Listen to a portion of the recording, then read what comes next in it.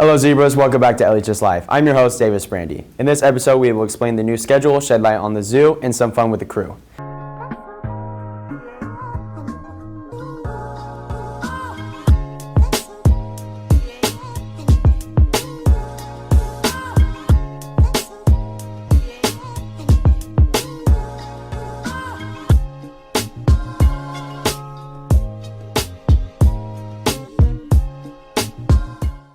There's been plenty of sad news this past week. On September 8, 2022, Queen Elizabeth II passed away. We will miss the world's favorite lady. In local news, Forest Hill is on fire, causing unhealthy air quality alongside the record-breaking heat in the Sacramento area. Prayers up for the citizens up north, and thank you to all firefighters and first responders.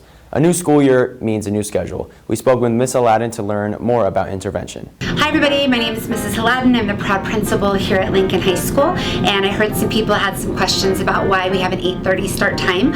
So a couple of years ago, the state of California passed a law that requires all high schools to start at 8:30, and that was so that, I think that their goal was so that students would get more sleep. So last year we went with advisory because we were very focused on social emotional learning and wanting students to have the opportunity to feel connected to school because we were still at the tail end of COVID.